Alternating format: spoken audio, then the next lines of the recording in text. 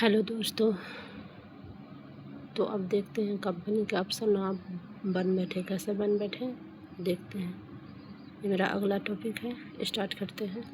प्लासी के युद्ध 1757 के बाद क्या हुआ देखिए। बंगाल के असली नवाबों को इस बात के लिए मजबूर किया गया कि कंपनी के अफसरों को निजी तोहफे के तौर पर ज़मीन और बहुत सारा पैसा दें। खुद रॉबर्ट क्लाइव ने ही भारत में बेहिसाब दौलत जमा की थी। रॉबर्ट क्लाइव देखिए। उसके बाद नवाब बनने का क्या मतलब था उसका। नवाब बनने का मतलब था कि कंपनी के पास अब सत्ता और ताकत थी, लेकिन इसके कुछ और फ़ायदे भी थे। कंपनी का हर कर्मचारी नवाब की तरह जीने के ख्वाब देखने लगा था। फिर उसके बाद में क्या हुआ था, कठपुतली नवाब और कंपनी का बढ़ता हस्तक्षेप जो होता है वो देखिए। मीर जाफ़र नवाब बना, उसके बाद में मीर कासिम नवाब बना। फिर बक्सर की लड़ाई 1764 में हुई। फिर मीर जाफ़र जो था दोबारा बना नवाब 1764 में। प्लासी की जंग के बाद सिराजुद्दौला को मार दिया गया और मीर जाफ़र नवाब बना। ये पिछले वीडियो में देखे हुए थे, सुने हुए थे। जब मीर जाफ़र ने कंपनी का विरोध किया तो कंपनी ने उसे हटाकर मीर कासिम को नवाब बना दिया।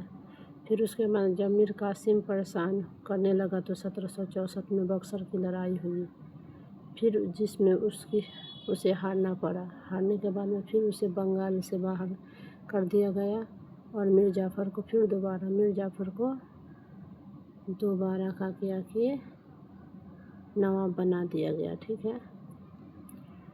फिर उसके बाद में देखते हैं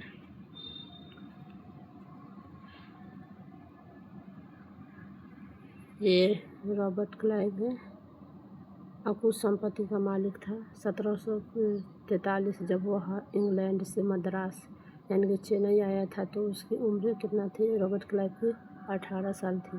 1767 में जब वह दो बार गवर्नर बनने के बाद हमेशा के लिए भारत से रवाना हुआ तो यहाँ उसकी दौलत बहुत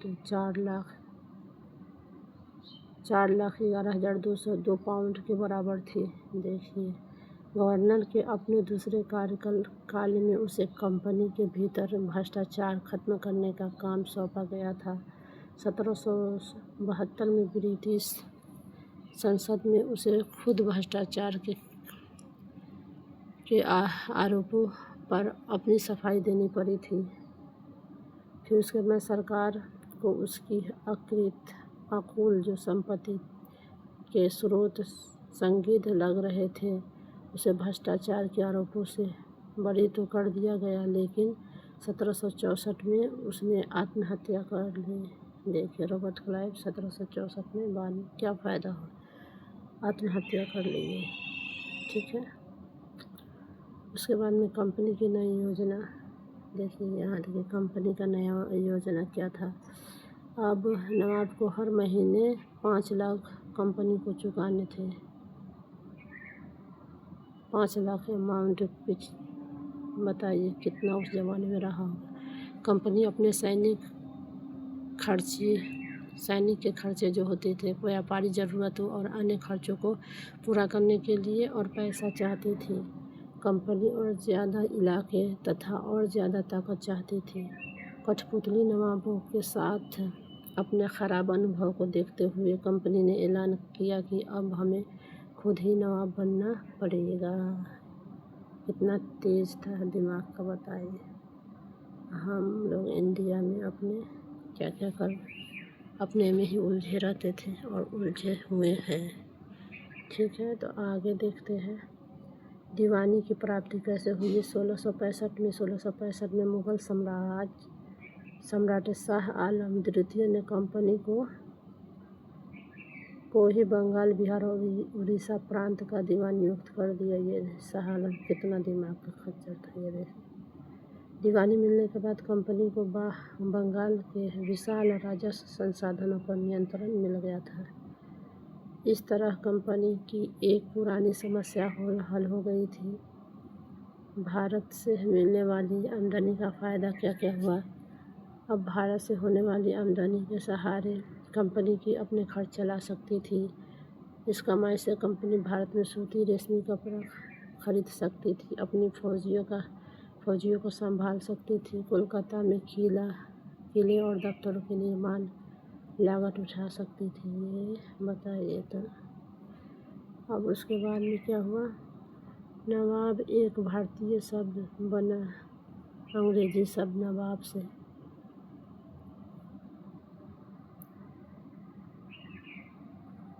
देखिए सर, इसे साफ साफ दिखेगा। कंपनी के सभी अफसर क्लाइव की तरह दौलत इकट्ठा नहीं कर पाए। बहुत सी बीमारियों और लड़ाइयों के कारण कम उम्र में ही मौत का शिकार हो गए। इसके अलावा उन सभी को भ्रष्ट और बेईमान भी नहीं कहा जा सकता, बेईमान भी नहीं कहा सकता। उनमें से बहुत सारे अक्सर साधारण परिवारों से आए थे। उनकी सबसे बड़ी इच्छा बस यही थी कि वे भारत में ठीक ठाक पैसे कमाएं और ब्रिटेन लौटकर आराम की ज़िंदगी बसर करें। जो जीते जी धन दौलत लेकर वापस लौट गए, उन्हें वहाँ के लोग नवाब कहते थे। ठीक है, यह भारतीय शब्द नवाब का ही अंग्रेजी स्वरूप बन गया था। उन्हें लोग अक्सर नए अमीरों और सामाजिक हैसियत में रातों रात ऊपर आने वाले लोगों के रूप में देखते थे। नाटकों और कार्टूनों में उनका मजाक उड़ाया जाता था।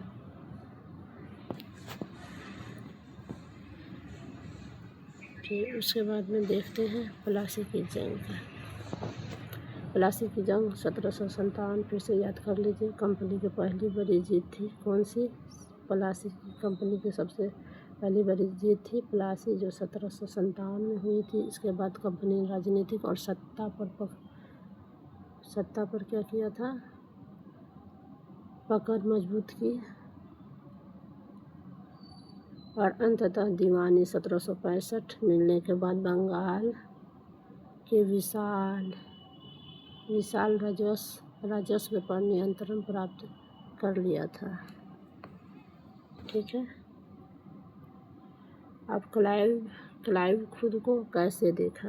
देखिए, वो अपने आप को कैसे देखा ये बता रहा है।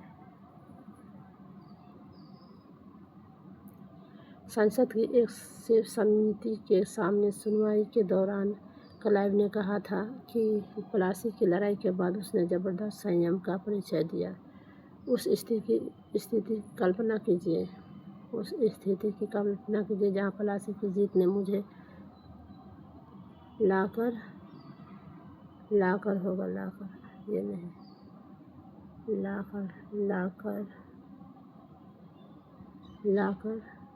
ठीक है, खड़ा कर दिया था। एक ताकतवर राजा मेरे इशारे पर चल रहा था, एक संपन्न शहर मेरी दया पर था। देखिए, इसके सबसे दौलतमंद महाजन मेरी एक एक मुस्कुराहट के लिए एक दूसरे की जान खींच रहे थे। मैं इसके खजानों के बीच से गुजर रहा था जो सिर्फ मेरे लिए खुले हुए थे। एक तरफ सोना था और दूसरी तरफ जवाहरात। अध्यक्ष महोदय, मैं अपने इस संयम को देखकर खुद हैरान हूँ। देखिए कितना झूठ बोला था। फिर उसके बाद में क्या हुआ था, यही इसको देख लीजिए। तब रॉबर्ट क्लाइव इंडिया ना आता तो भीख मांग के ही हमेशा रह जाता। ठीक है, तो प्लासी की लड़ाई तो देख ही लिए थे। 1757 में इस जीत के बाद ईस्ट इंडिया कंपनी शक्ति बहुत बढ़ गई थी। क्लाइव को बंगाल की अपार दौलत और सत्ता नियंत्रण मिल गया था। फिर से याद हो जाएगा। फिर उसके बाद में क्लाइव का बयान, मुख्य बातें। ताकतवर तो राजा मेरी इशारे पर चल रहा था। अभी देखें, एक संपन्न शहर मेरी दया पर थी। महाजन मेरी एक मुस्कान के लिए एक दूसरे की जान खींच रहे थे। मेरे लिए खजाने खुले थे। एक तरफ सोना था, दूसरी तरफ जवाहरात। अपने इस संयम को देखकर मैं खुद हैरान था। बाप रे, कितना पढ़ाई कर रहा था अपना। और इस बयान से आप क्या पता चलता है, देखते हैं। क्लाइव को प्लासी के बाद अपार धन और शक्ति मिली। उसके बाद भारतीय शासक व्यापारी उसकी कृपा पर निर्भर हो गए थे। क्लाइव ने इतना अपार दौलत और शक्ति होते हुए भी अपने आप को संयमित रखने का दावा किया था। ठीक है, फिर उसके बाद में ये देख लेते हैं थोड़ा सा, ये पढ़ लेते हैं।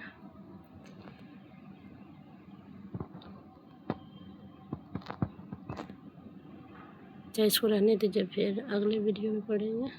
बहुत वीडियो बड़ा हो जा रहा है। प्लीज़ चैनल को लाइक, सब्सक्राइब और शेयर कीजिएगा। बहुत ही मेहनत से पीपीटी बनाना पड़ता है और उसके बाद वीडियो बनाने में भी बहुत परेशानी आती है। ठीक है, तो फिर अगले वीडियो में मिलते हैं। जय हिंद, जय भारत।